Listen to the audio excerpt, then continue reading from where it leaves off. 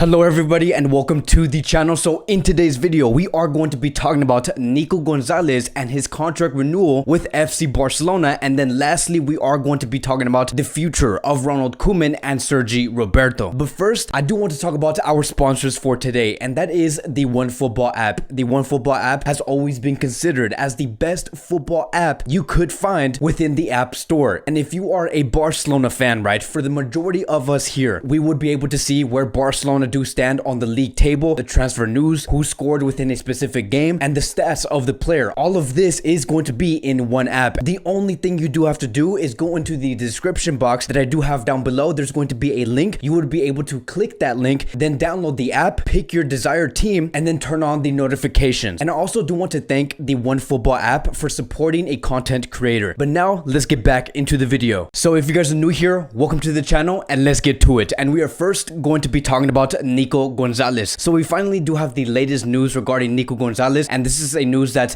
was extremely expected and we were bound to hear eventually, right? Because Nico Gonzalez has renewed his contract with FC Barcelona until the year of 2024. It says here that Nico Gonzalez has renewed until 2024 and that his release clause is set at 500 million euros. Ferran Martinez has also stated that Nico Gonzalez has renewed his contract for 3 more years and the contract has now been officially signed. So if you guys do not know who Nico Gonzalez is, I'm going to give a brief overview on who this player is. And so Nico Gonzalez is a 19-year-old Spanish central defensive midfielder. He did join FC Barcelona under 16 team in the year of 2018, and ever since then, ever since 2018 and ever since he has joined the academy, he has been very impressive ever since. And one of the best ways we could analyze this type of player is that he is very press resistant, because there is this saying that there is a difference between being pressed and feeling pressed. Nico Gonzalez is a player that is constantly being pressed in order for the opposition to take the ball away from Nico Gonzalez, but he rarely does feel the press coming from the opposition. He feels no pressure. He is very press absorbent. Another great capability that he does have in his disposal is his ability to be very aware on where his teammates are at and where the other players from the opposition are being placed at, whether they're behind, on the right side, on the left side, or in front of him. Nico Gonzalez is very well aware on what he needs to do and what spaces he has to work with. So this is a player that has tremendous amount of character, and I think that going into the next season, knowing that Nico Gonzalez is going to be implemented into the first team dynamics like what we have heard in the past 3 to 4 weeks, the best case scenario that we could see regarding this player is that he grows into this role extremely fast and that we do see him play around 30 matches in the next season. And I do think that in the worst case scenario we could see maybe Nico Gonzalez play 20 to 25 minutes every other match. And again, that is worst case scenario, because I do think that Nico Gonzalez is going to be a tremendous and important player for FC Barcelona moving forward. And look,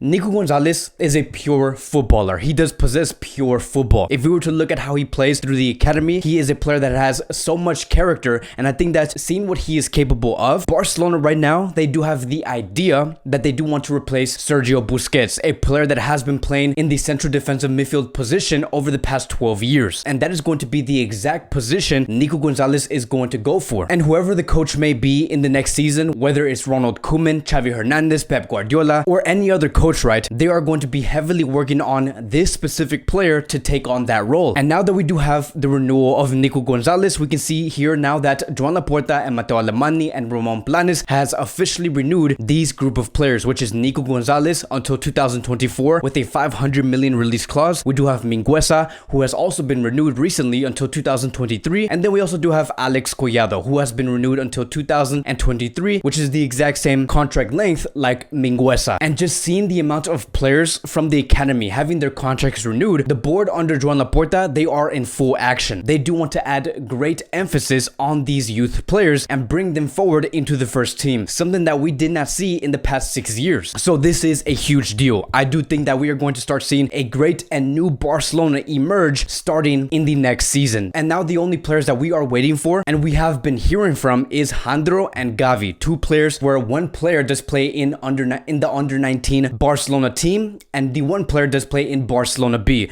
And these are two tremendous, great players that I do think eventually we are going to be hearing some sort of news, whether it's them being fully promoted or them being implemented into the first team dynamics. Now I do want to move on towards the next topic of today, and we are going to be talking about Ronald Koeman. And we're also going to be talking about Sergio Roberto, and I'm going to be explaining why I'm going to bring this player in. But yesterday, Barcelona did experience a horrible tie against Levante 3-3. And yes, Barcelona did struggle against a team that lost almost in every game in the past 12 matches, which was Levante. And the fact that Barcelona had no control up against a team like Levante, a team that does concede almost 2 goals per game, it was a very disappointing performance, because this was a game where Barcelona were expected to dominate against. And I understand, right, that Levante has brought in great results against Real Madrid or maybe Atletico Madrid, but there should be no reason for Barcelona to struggle in this way. And especially when we are in a situation like this, Barcelona do need to step up. And the one man that has been greatly accused of a performance like this, it has been Ronald Koeman. And it says here, according to Fernando Polo, Joan Laporta wants to meet Ronald Koeman before or after the final game to find out his explanation behind the poor results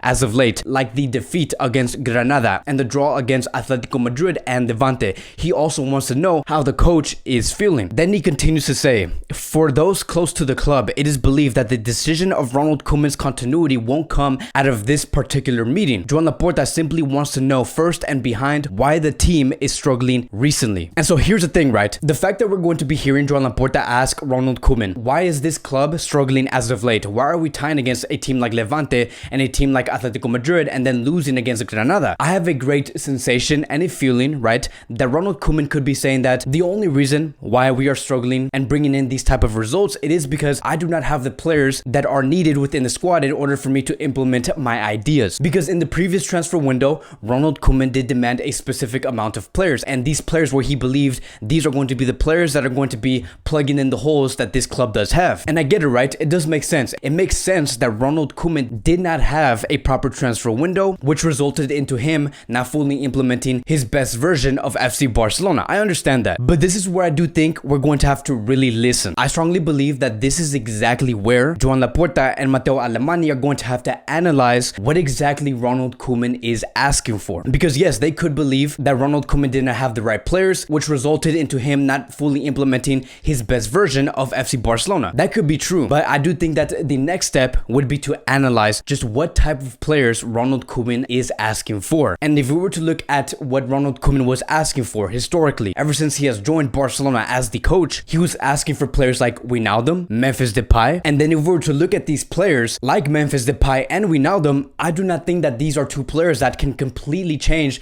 how Barcelona could be playing in the next season. I think that this is not a long-term solution that will bring Barcelona forward. And again, that is where Joan Laporta and Matteo Alemany have to analyze, are Koeman's plans to make Barcelona better the way to bring Barcelona into the next level? And then it says here, according to Xavi Campos, Joan Laporta wants to meet with Ronald Koeman this week to discuss about the poor performances of the team as of late. The president informed Koeman after yesterday's game that he wants to meet with him. Barcelona believes that Koeman's continuity is not assumed. So here is where I do want to get at. Every time I do analyze how a coach is handling a big club, I do want to analyze the big picture, right? Because I'm never going to be some type of analyst where I look at one game and we lose that one game and then say, okay, this coach needs to be out. We need to look at the bigger picture and look at the whole season to try and understand just where the problems are at and whether this coach deserves a spot as the coach of FC Barcelona in the next season. And just looking at the whole season, seeing how Barcelona were playing against these big tough oppositions like the PSGs,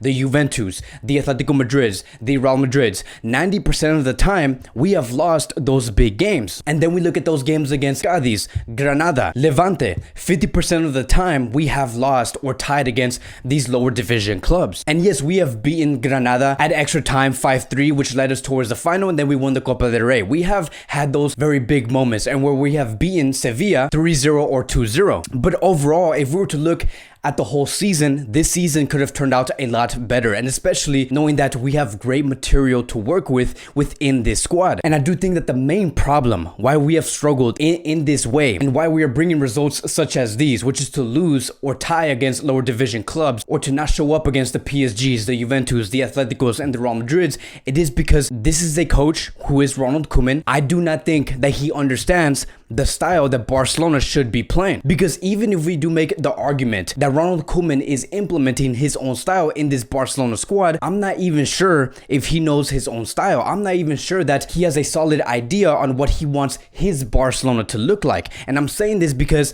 of what did happen in yesterday's match, which was between Levante and Barcelona. Something in that match really put us in a conclusion where, okay, this man here, Ronald Koeman, cannot even implement his own ideas. And I'm going to tell you guys exactly what I am talking about. In the previous match, Barcelona did tie against Levante 3-3. And within that game, Sergio Roberto came in on the 46th minute for Ronald Araujo. And Sergio Roberto did play as a right center back. This is something that we have talked about in the previous video. And then throughout the game, we have seen Sergio Roberto make drastic mistakes as a right center back. And then later in the game, Sergio Roberto did play as an interior midfielder. So he was shifting positions, only to find out that by the end of that match, on the 84th minute, Sergio Roberto came out, and the one player that has replaced Sergio Roberto, it was Riqui Puig. Now, what does this tell me? This does tell us a lot of things. The fact that you want to replace Sergio Roberto for Riqui Puig on the 84th minute, this is something that you should have done in the very beginning of the match. Riqui Puig should be a player that should be over Sergio Roberto